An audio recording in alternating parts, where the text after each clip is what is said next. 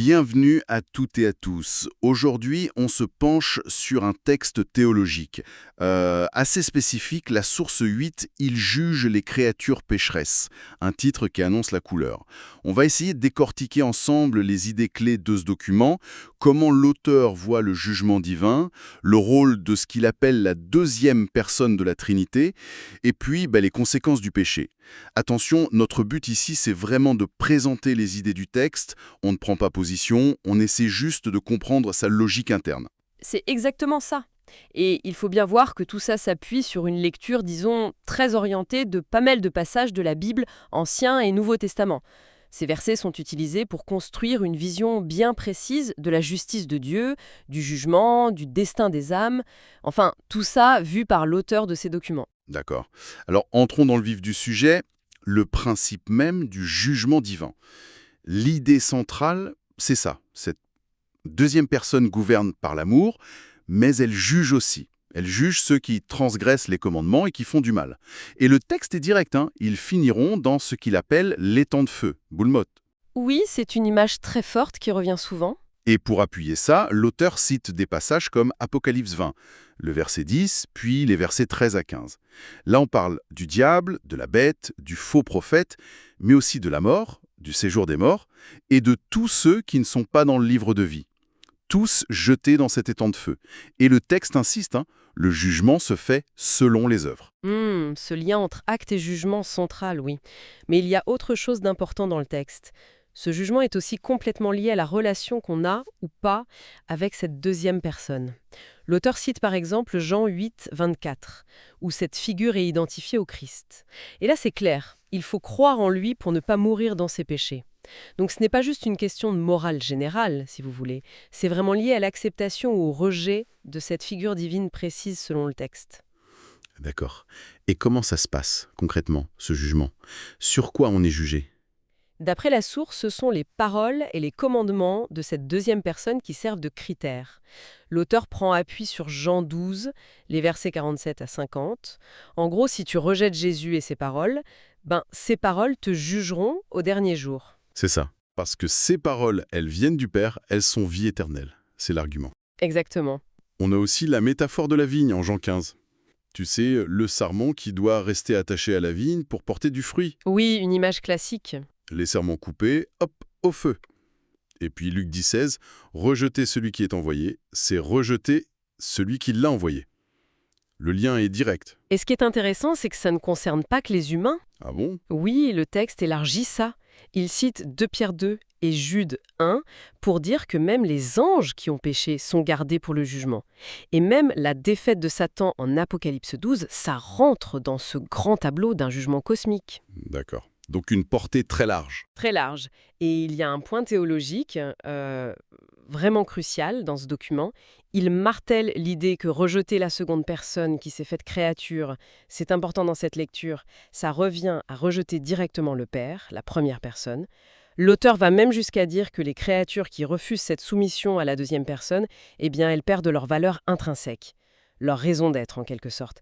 C'est une position assez tranchée. Oui, c'est fort comme affirmation.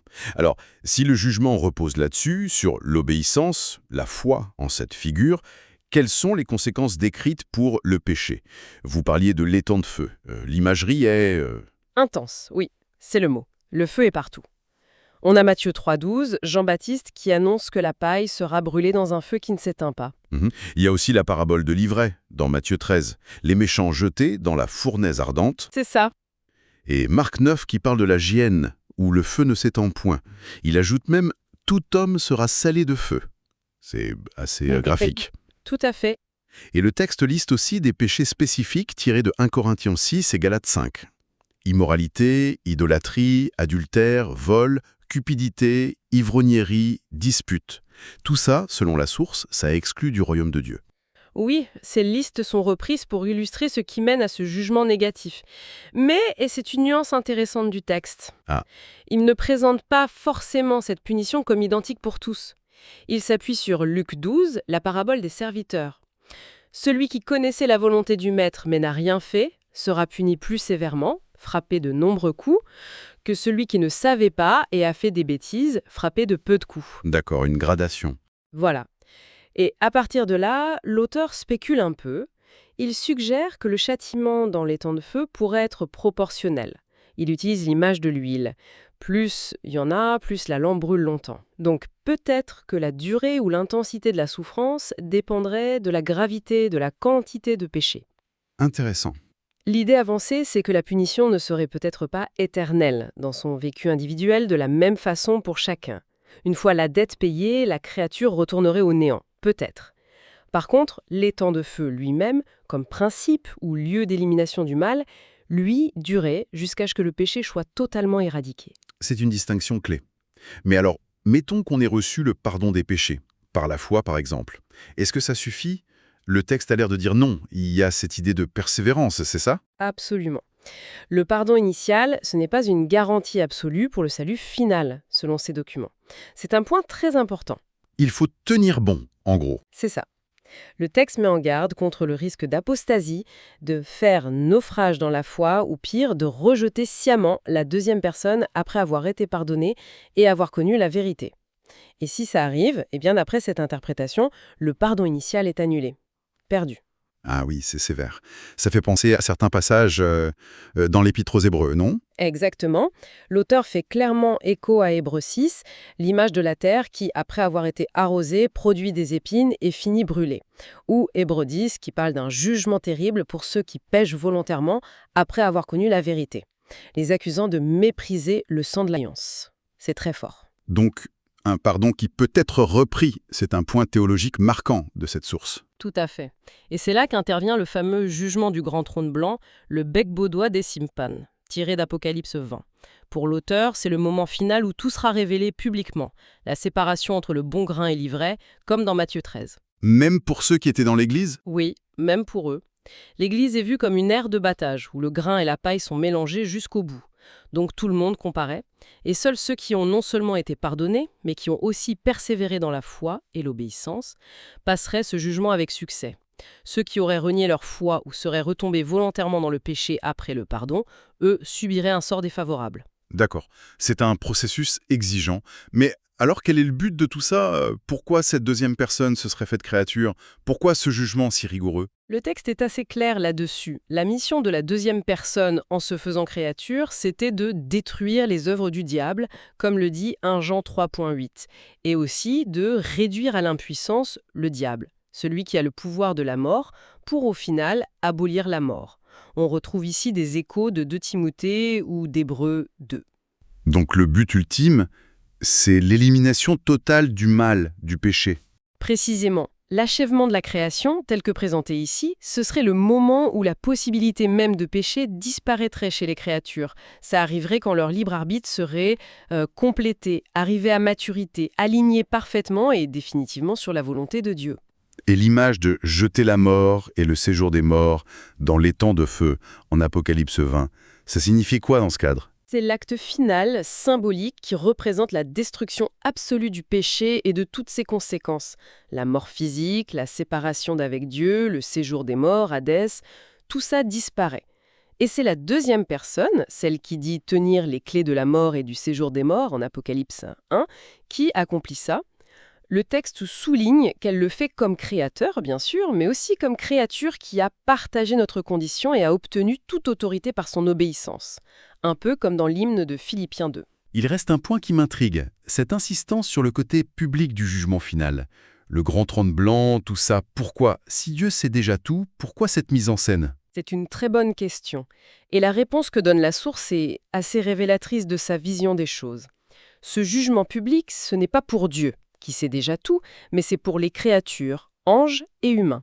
Pour que la création arrive à son état final d'harmonie, et pour que le libre arbitre soit achevé, il faudrait que toutes les créatures comprennent et acceptent sans aucune réserve la justice parfaite de Dieu. Ah, je vois. Si c'était secret, il pourrait y avoir des doutes. Exactement. L'argument, c'est ça.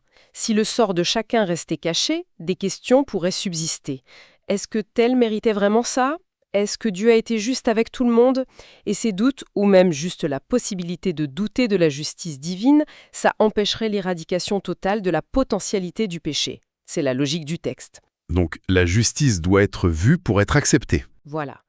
Elle doit être manifestée, comprise par tous. C'est seulement comme ça que l'univers créé pourrait accepter pleinement, librement, la souveraineté divine. L'auteur cite des psaumes, comme le 96 ou le 98, qui disent que Dieu juge le monde avec justice et équité pour appuyer cette idée de manifestation publique. Bon, si on essaye de résumer un peu, ce texte nous présente une vision théologique très construite, avec au centre ce jugement divin par la deuxième personne, un jugement basé sur l'obéissance au commandement d'amour, mais aussi sur une foi qui doit absolument persévérer. C'est ça. Les conséquences du péché sont décrites de manière très sévère, l'étang de feu revient sans cesse, mais tout ça vise une finalité, l'élimination totale du mal, l'accomplissement de la création. Oui, ce qui frappe, c'est la cohérence interne du système présenté, même s'il repose sur des lectures bibliques très spécifiques. Le texte relie fortement la justice, l'amour via les commandements pour le bien de la création, le sacrifice, le sang de la deuxième personne pour le pardon, le jugement comme étape nécessaire et ce but ultime d'une création sans péché. Tout se tient dans la logique de l'auteur. Et pour finir, peut-être une question pour prolonger la réflexion qui découle de cette histoire de jugement public.